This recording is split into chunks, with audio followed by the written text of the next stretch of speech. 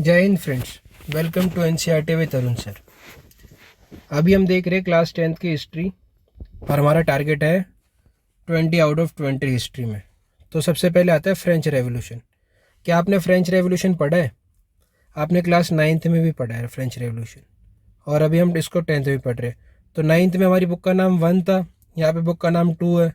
Social studies से SST से SSC कैसे हो रहा है, सोशल साइंस कैसे हो रहा है स्टडीज़ से, तो चेंज है ना। तो वही पढ़ेंगे। पहला पार्ट तो हमने देख लिया था कैसे क्रांति हुई थी, उसके आउटकम्स, उसका इफेक्ट क्या हुआ, और भी उसके दूसरे एस्पेक्ट्स देखेंगे। और ऐसे ही देखेंगे कि ये यहाँ से एक आइडिया ऑफ नेशन उठ के आता है।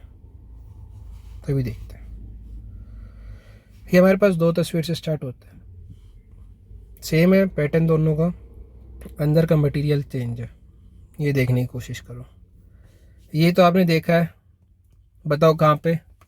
अगर आपको याद है तो एक बार आप कमेंट सेक्शन में बताओ फटाफट। देखते हैं क्या सही है गलत है, चेक योर सेल्फ। और इसके बारे में भी हम बात करते हैं। तो ये है ना, एक आर्टिस्ट है, जर्नलिस्ट एंड्रीज रेबमैन। इसने 1798 में बनाई है। ईयर इंपॉर्टेंट है देखना। इस साइड क्या है, ये तुम्हें पता है ना, बेस्टिल। क्लास 9th में देखी थी, युद्ध हो रहा था, फोर्ट ऑफ बेस्टिल पे सबने मार दिया था, फिर वहाँ से लोगों को छुड़ाया था, हथियार लिए थे। तो यही है, फ्रेंच बेस्टिल हुआ, स्टॉर्म, रेवोल्यूशनरी क्राउड था, सारे लोग बाग वहाँ इकट्ठे हो गए थे। Similar fort has been place next to a similar fortress meant to represent the, ये क्या मतलब इसी फोर्ट पे क्यों इन्होंने हमला करा था बेल्चिन के? इसलिए क्योंकि ये रिप्रेजेंट करा था डेस्पोटिक। डेस्पोटिक माने एक राजा का रूल इन द जर्मन। और ऐसे ही फिर इन्हें जर्मनी में भी ऐसा हो रहा था, हमने देखा ना, वहाँ पे पैक्ट हुआ था। पहली इमेज में पैक्ट हुआ है कि 2-2 अलग अलग कलर्स के झंडे आ रहे थे और लोग आ रहे थे। तो क्या होता, सेम वे में जर्मन प्रोविंस ऑफ काजल साथ दे रहा था और एक स्लोगन दे दिया, क्या, the people must seize their own freedom. लोगों को है ना अपनी आज़ादी खुद ही लेनी पड़ेगी, ये उसने बोला था। People must seize their own freedom, ये अपनी आज़ादी खुद लेनी पड़ेगी। तो रेबन मेंस में रहता था और जर्मन का जैकोबिन ग्रुप था।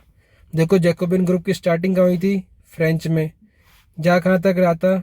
जर्मनी तक। तो इन्फ्लुएंस हुआ था ना, और हमने झंडे भी देखे थे जर्मनी के और इटली के, फ्रांस के।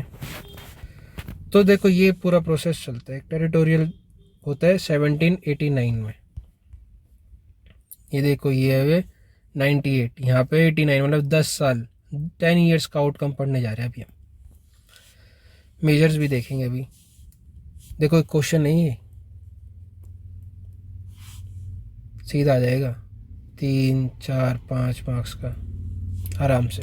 एक क्वेश्चन 5 नंबर पक्के कर सकते हो आप यहाँ से। टेरिटोरियल स्टेट है, 1789 में बनता है। देख, मतलब टेरिटोरियल माने 1 किंग 1 लॉ। ऐसे फिर क्रांति हो रही है। क्रांति होने के बाद ट्रांसफ़र हो रहा है किसका? सॉवरेनिटी का, कि हम कैसे रहेंगे, हमारी कैसी सारी चीज़ें होएगी। तो क्या हो रहा है, क्या ट्रांसफ़र हो रहा है? मोनार्क। मोनार्क माने तानाशाही। तानाशाही से कॉन्स्टिट्यूट, क्या कहाँ पे जा रही है पावर? फ्रेंच सिटीजन्स के लोगों के, फ्रेंच के लोगों के पास। वो कॉन्स्टिट्यूट कर रहे क्या? एक नेशन, एक राष्ट्र, और उसकी डेस्टिनी लिखने जाएंगे अभी हम। हमने पढ़ा ना, हमने संघर्ष पढ़ा था फ्रेंच रेवोल्यूशन का 9th में। अब हम उसी को ही देखेंगे कि यार वो अब अपनी डेस्टिनी कैसे शेप करता है क्लास 10th में। तो देखो यहाँ से एक इम्पॉर्टेंट पॉइंट है सबकी लाइफ में, मेरे लिए, आपके लिए, सबके लिए। You are the master of your destiny. हम अपनी डेस्टिनी के खुद मास्टर हैं। हम उसको इन्फ्लुएंस कर सकते हैं, दिशा दिखा सकते हैं, और कंट्रोल कर सकते हैं अपने इन्वायरमेंट को। हम अपनी मन चाहे ज़िंदगी बना सकते हैं। ये भी बोला गया एक नेपोलियन हिल है। ये तो बुक में से एक पार्ट था, इम्पॉर्टेंट है। तो कैसे स्टार्ट होती है शेप ऑफ इट्स डेस्टिनी की कहानी? 2 शब्द आते हैं, ये आइडिया दे दिया, मतलब यार एक जोड़ने के लिए कुछ ना कुछ आइडिया तो चाहिए ना। एक आइडिया दे दिया, ला पेट्री ली सिटोयन, माने एक हमारा फादरलैंड है और हम उसमें सिटीजन्स रह रहे हैं। तो एक नेशन को, एक जगह को इन्होंने ज़्यादा महत्व दिया और उसको बोला जैसे कि ये पापा है और हम सब इनके बच्चे हैं तो एक साथ रहेंगे। एम्फसाइज क्या करेंगे? नोशन क्या होता है? नोशन होता है idea, idea of United community, कि एक रहेंगे सब यूनाइटेड, सबके पास समान इक्वल राइट्स होंगे। क्योंकि हमें पता है ना वहाँ पे अनइक्वल राइट्स थे जब हमारा फ्रेंच रेवोल्यूशन हो रहा था, तो यहाँ पे बोला कि यार इक्वल राइट्स होंगे और एक संविधान होगा जिसके अंदर हम सब काम करेंगे। तो सब राज खुश हो गए कि हाँ यार ये तो अच्छा है। तो 1798 से फिर टाइम स्टार्ट होता है, कंटिन्यू चलता है। अब देखते हैं क्या क्या प्रोसेस होगा। तो पहले तो न्यू फ्लैग आ गया, जो रॉयल स्टैंडर्ड का फ्लैग था उसको हटा दिया हमने।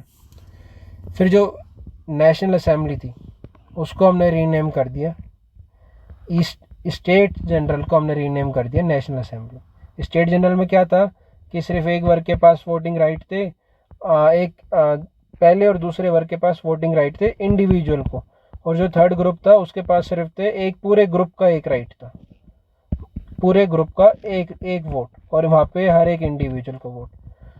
तो उसको चेंज करके एक नेशनल असेंबली बना दी। फिर इसी दौरान क्या हो रहा है, देखो 10 साल की जर्नी है ना, इसी दौरान क्या हो रहा है, एक सेंट्रलाइज्ड एडमिनिस्ट्रेटिव सिस्टम पुट करा जा रहा है, जो कि किसकी जगह पे? In the place of uniform laws. एक लॉ था ना सबके लिए पहले कि वन किंग वन लॉ, उसको चेंज करके एक सेंट्रलाइज्ड एडमिनिस्ट्रेटिव सिस्टम करा जाएगा सभी के लिए उस टेरिटरी के अंदर। जो इंटरनल कस्टम ड्यूटीज़ है, इंटरनल ट्रेड में ड्यूज़ है, उसको ख़त्म कर देंगे, वो नहीं देने हमें। और एक यूनिफॉर्म सिस्टम ऑफ वेट और मेजर का, कि यार यहाँ से अगर हम 5 किलो नाप के लेके जा रहे हैं तो यहाँ पे भी आगे हमारे 5 किलो ही होना चाहिए ना। यहाँ पे 5 किलो नाप रहे, जैसे कि ये सेलर है बेचने जा रहा है यहाँ पे और ये बायर है, तो बायर के यहाँ पे बोल रहा है कि यार हमारे यहाँ तो ये 3 किलो आ रहा है, यहाँ पे 5 किलो आ रहा है, तो अंतर आ जाता है ना, लॉस हो जाता है इसको। तो बोले इसको हटाओ, एक यूनिफॉर्म सिस्टम लाओ वेट और मेजर का। इंटरनल कस्टम और ड्यूटीज़ को ख़त्म कर दो ताकि ज़्यादा ट्रेड हो।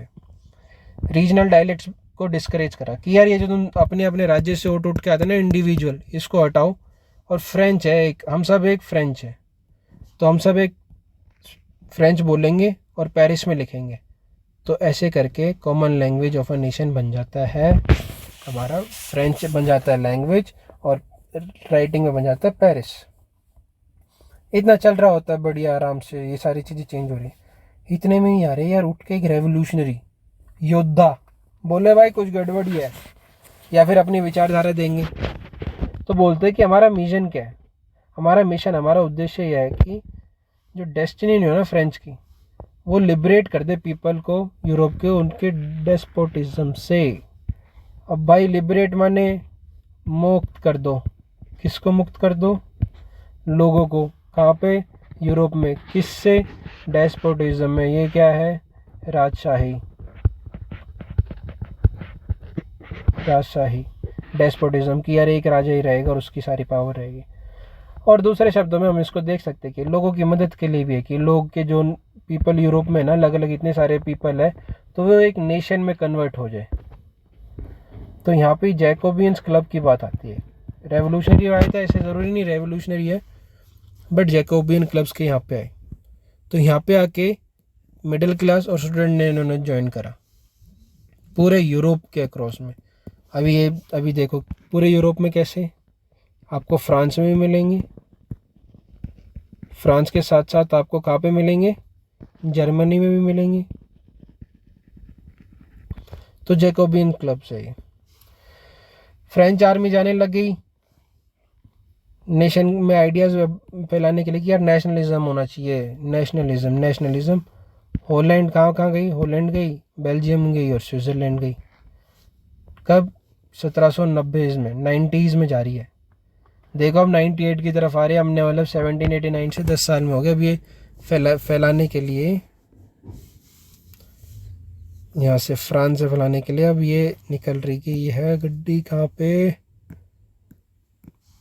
ये गई है यहाँ पे नीदरलैंड, इंग्लैंड, स्विट्ज़रलैंड, स्पेन, फैल गई मतलब पूरी आर्मी कि यार नेशनलिज्म को बोलेंगे, सब देश को बोलेंगे कि नेशनलिज्म। और फिर फ्रांस की बाउंड्री भी बड़ी होती जा रही थी। ये 1815 में है। फिर भाई इसी दौरान कौन आ रहा है निकल के? Napoleon the great Bonaparte. क्या करते हैं नेपोलियन हो यार, हम पढ़ते हैं ना नेपोलियन है नेपोलियन है, आज देख ही लेते ना यार नेपोलियन है क्या, मतलब थोड़ा बहुत ऊपर ऊपर से। तो क्या कह रहे हैं नेपोलियन ने क्या करा, क्यों इतना नाम है इसका? क्योंकि इसने जो मोनार्क था ना, रिटर्न हो जाता मोनार्की का, जिस चीज़ को हटाया था 1798 में, उसी को ही दोबारा रीइस्टेब्लिश कर देते हैं।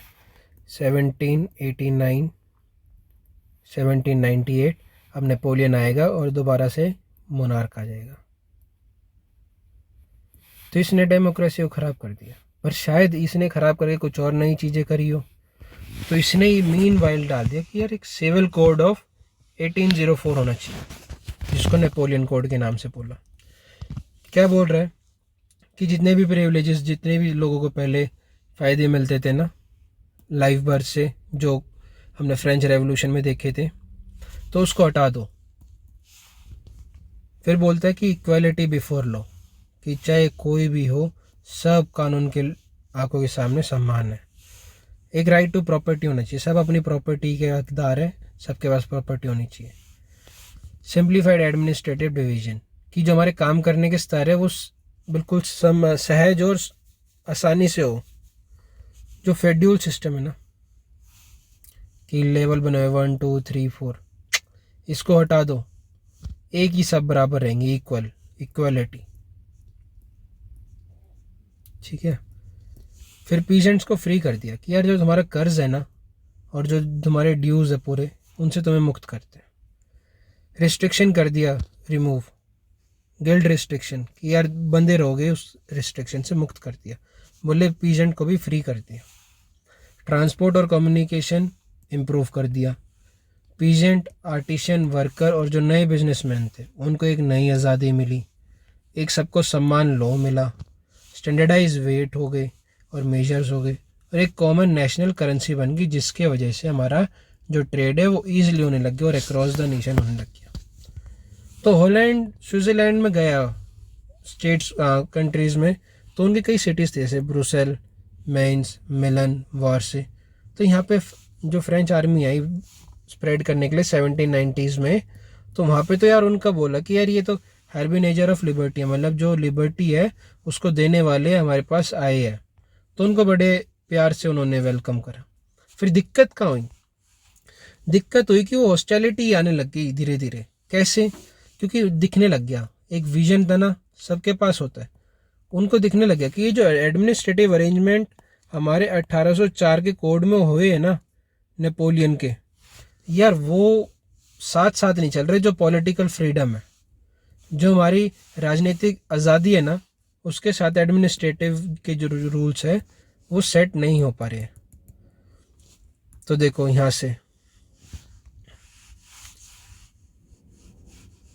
नॉन अलाइन हो रहा है, नॉन अलाइन।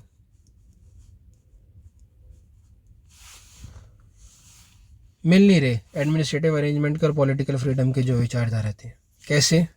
जो एडमिनिस्ट्रेटिव थे ना, पॉलिटिकल वाले बोल रहे थे कि यार तुम्हारे कर्ज माफ़ कर देंगे, तुम्हें लिखने की आज़ादी देंगे और ज़बरदस्ती भर्ती नहीं करेंगे, मतलब तुम्हें आज़ादी ऑक्यूपेशन का। तो उसी के हिसाब से जब एडमिनिस्ट्रेटिव अरेंजमेंट आए तो उसने बोला कि नहीं, हम टैक्स के कर को बढ़ाएंगे, सेंसरशिप लगाएंगे। सेंसरशिप माने कि अगर आप न्यूज़पेपर में कुछ लिखवाने जा रहे हो तो आपको लिखने नहीं दिया जाएगा। बोलते जो कॉन्स्पिरेशन है फ्रेंच आर्मी में ज़बरदस्ती करी जाएगी, ताकि जो क्या था मुद्दा था कब्जाने का rest of Europe, to outweigh the advantage of administrative change. तो ये देखो, ये नेपोलियन की फ़ोटो है, ये पत्ते दिख रहे हैं, ये बेटा कागज नहीं है, ये फाड़ देता है ऐसे नहीं। ये सब नेपोलियन ने ना जीती हुई टेरिटरीज थी, जो कि वो एक युद्ध के बाद हार के जा रहा था। राइनलैंड लॉस हो गया था, बैटल ऑफ लेप्जी। अब देखो 1813 तक आ रहे हम। स्टार्ट कहाँ से करा था? 1790s में तो आ गए थे, 1798 तक तो हम आ गए थे। अब ये बात कब की है? ये है 1813 की। देखो 1813 आ गया और हमने 1815 में वियना का वो देखा था। अभी देखते हैं, ऐसे पढ़ो ना कि मज़ा आए। अब भाई ये कहाँ की फोटो आ गई यार, अभी तक तो वहाँ ऐसे ये सब चल रहा था, नेपोलियन ने दुखी कर रखा था, अब ये क्या आ गया। बोले भाई जर्मनी वाले बोले हम थोड़ी पीछे बैठेंगे, जर्मनी वाले बोले कि यार हम थोड़ी मानेंगे, हम भी तो है। तो ये जर्मनी है। और यार ये लोग कौन चढ़ रखे हैं भाई यहाँ पे, ये लोग जो है ना ये फ्रेंच के हैं, आर्मीज भेज रहे थे ना स्प्रेड करने के लिए, ब्लू वाले पेंट में, ये जो फ्रेंच के हैं, बाकी उसके हैं जर्मनी के। तो देखो एक ही पिक्चर से स्टैचू ऑफ लिबर्टी को लगाने के लिए क्या करा जा रहा है। ये ट्री ऑफ लिबर्टी, सॉरी कहाँ पे हो रहा है, जर्मनी में ये जगह है। ये भी यहाँ पे भी है ना, हमने पढ़ा था ना जैकोबियंस, जैकोबियंस यहाँ पे भी है। ये कार्ल फ्रिट्ज है, ऑक्यूपेशन फ्रेंच आर्मी में, ब्लू वाइट और रेड यूनिफॉर्म में तो है फ्रेंच। पोर्ट्रेट क्या कर रहे हैं, एक लेफ्ट में देख रहे हो, opposer as they seize a peasant craft, ये पीजन की क्राफ्ट को सीज कर रहे हैं, कुछ औरतों को हरास कर रहे हैं, कुछ को घुटनों के बल बिठाए जा रहे हैं यहाँ पे पीजेंट्स को, ये सब हो रहा है। जबकि plaque been affixed to the tree of liberty carries a German inscription, क्या बोल रहा है, और जबकि यहाँ पे लिखा हुआ है जर्मन के इसके क्या, take freedom and equality from us and the model of humanity, बोले हमसे आज़ादी लो और सम्मान्यता लो और एक मॉडल ह्यूमैनिटी का, इंसानियत का। थोड़ा स्कारकेटिक्स है, to claim French as a liberator who opposed monarchy in the territory they enter. तो ऐसे ही था, अभी आगे देखेंगे हम राइस कैसे होता है नेशन का, उस हिसाब से। जय हिंद। अगर आपको वीडियो अच्छी लगी है और यहाँ से आप 5 नंबर का क्वेश्चन तो आपका पक्का आराम से हो सकता है, तो अगर आपको 5 नंबर अपने पक्के हैं तो जय हिंद। अगर आपको वीडियो अच्छी लगी लाइक करें, सब्सक्राइब करें चैनल को और शेयर करें अपने दोस्तों के साथ, ताकि सबको मौका मिले ऐसे पढ़ने का। जय हिंद।